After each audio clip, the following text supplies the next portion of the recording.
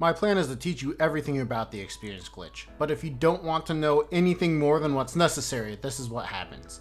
Equip a Ring of Mercy, or have a pal with Mercy hit, attack a Mimog, and continue to hit the Mimog even at 1 HP, as that is how you're going to continue to gain experience. The more damage you do, the better.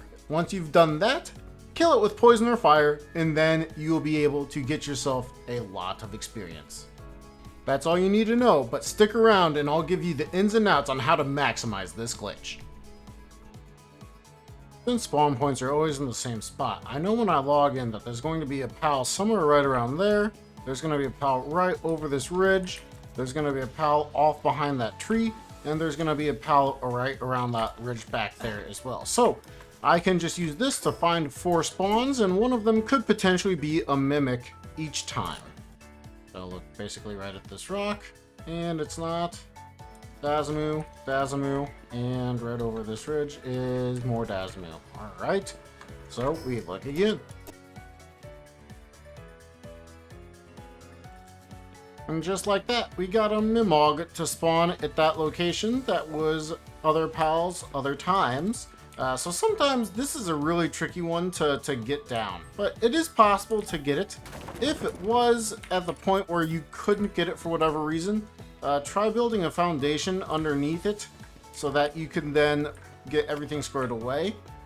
Sometimes you can put it off to the side, but like if the Mimog was still up on that ledge, you can now bring it down so that you have a surface to place the trap on, and it's much easier to get this top section right there. You can see I'm able to get the trap almost anywhere in this area now, regardless of position I have with it. Next, the Mimogs can be used with a bunch of traps by building around it. So if you wanted to build around it, that's definitely a good way to do so. Or you can use the hanging trap. The important thing to note, we are using the hanging trap. The hanging trap can and will break. The other thing that is important to note, all of our skills have an aggregate of blind. If any of them are like Spirit Flame with an aggregate of burn, you will kill the Mimog. The other thing that's important to note is we have Mercy Hit. Without Mercy Hit, we will definitely be doing damage than killing the pal. So we're going to go ahead and just let our Frostallion knocked out. We're going to say command attack aggressive, and Frostallion knocked. Now goes to town on Mimog. One thing to note, all that damage you just saw is because we are working with a level 65 Frostallion knocked. All those damage numbers in the 700s, 800s, the 376 would be way lower if our Frostallion knocked was not at max level. It would also be lower without having all the attack boosts, without having the passives that increase their damage. But because we have our Frostallion knocked at level 60, that means that it is above this Mimog's level, and it is not receiving a damage reduction debuff. But when pals are working at a level below, and when you, the player, are working at levels below, you deal reduced damage. But luckily, even though our pal says level 15, it's actually a level 60. So it's getting full damage dealt to this Mimog. So the level of your pal does matter when doing this, which is why in a certain speed run, like to level 50, you will want to catch the highest level Garurat you can, because then you won't be getting that damage debuff. All you have to do now is not kill the Mimog yourself. You can let other pals kill it. You can do it by fire, you can do it by torch, you can do it by skill. As long as it is not your kill and it is rather the aggregate burn, which we have on the flame, Spirit Flame, that aggregate burn 100% will give you this glitch kill, which will give you all the experience. You can also kill it by doing a campfire. As soon as we place a campfire underneath it and make it, that Mimog will start to burn and it will die. Other options include, but are not limited to, the poison bow with some poison arrows, as long as you have a Ring of Mercy on yourself, or a fire bow and some fire arrows, or a fire crossbow. Anything that does fire damage to that pal, Again, the player would need a Ring of Mercy in the accessory slot, but since we came straight over here, we do not have a Ring of Mercy, and we would in fact get the kill experience if we shot it. Now, the only thing that's a bummer on a play like this is you need to constantly feed your pal or else they get the hungry debuff. The hungry debuff will in fact decrease the damage output that your pal will be doing and will make a difference there. The other thing I would like to note is that after 10 minutes, no matter what you've done, this hanging trap will expire.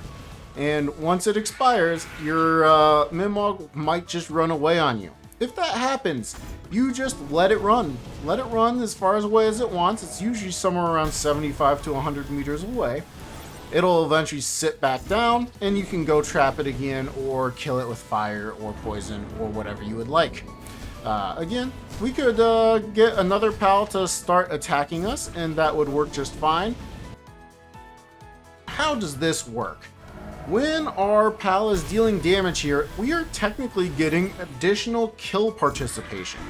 So I'm not sure that this code works exactly this way, but this is how it works in effect. This Mimog has a limited life pool. For every time that we do damage to it, we are effectively giving ourselves that much of a percent of kill participation. If we have not got the Ring of Mercy equipped, we kill the pal, we get 100% of the experience for a level 47.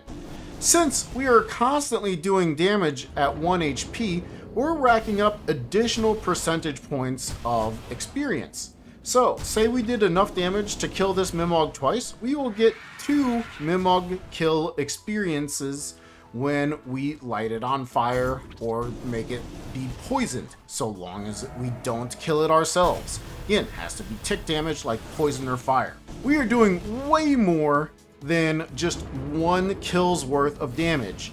We are probably doing 2 to 3 kills worth of damage every attack. Maybe not quite that much, but pretty darn close. And because we are doing that much damage, we just get a massive ton of experience for both us and the player. Now, unfortunately for us, my pal is starting to starve, but I want to go ahead and let this play out until this trap breaks. And it still does damage. We'll just deal with the pal at 1 HP and not doing as much damage as it could otherwise.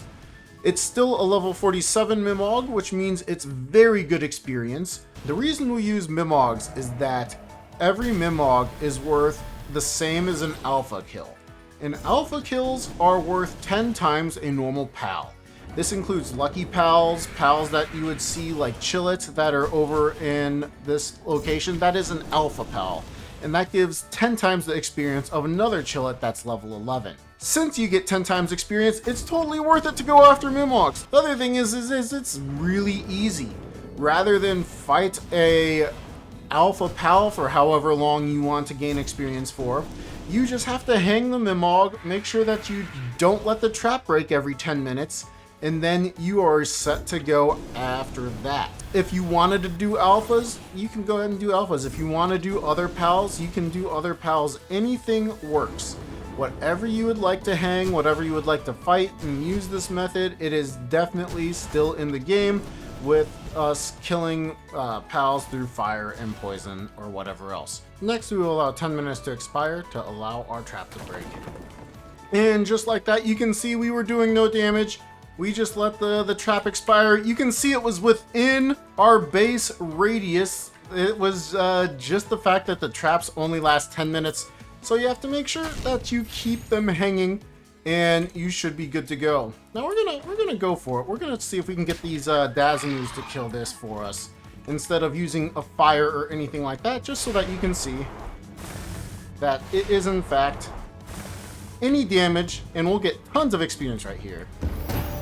Look at that, 7.5 million experience, and we got the loot as well.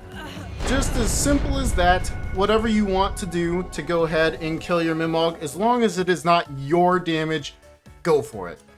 So let's talk about finding Mimogs. My preferred location is the southern Sakurajima beach, which is right here, right around -691, 103.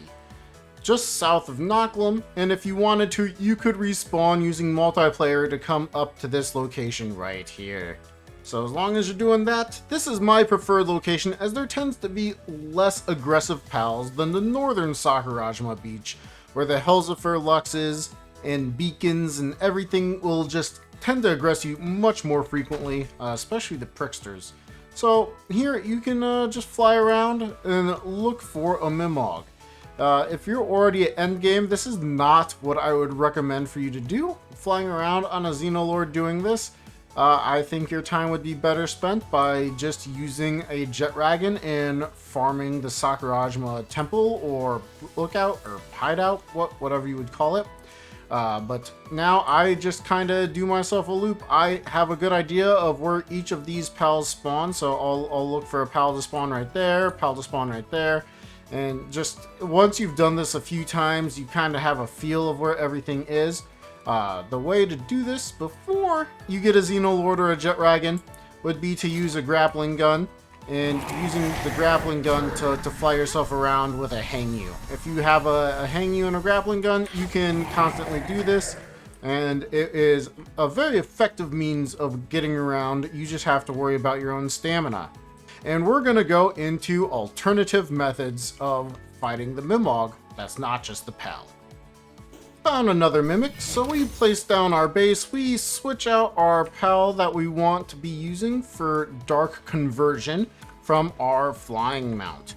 Now in this particular build, we use all the attack pendants we can. We can't use multiple attack pendants of the same type, so we'll use a +2, a +1, and the regular attack pendant to boost our attack to be as high as possible. We also need to have the Ring of Mercy equipped. Without it, we will kill the Mimogs, so we need to make sure we don't do that, or else the Mimog is out of here. Now, to start, we're going to go ahead and make sure that we have some Godfins with some Vanguard. You don't need anything else. You don't need them to be max level, but they will increase your player attack, so it's highly recommended. Make sure that you have them, and you just get that extra boost of damage.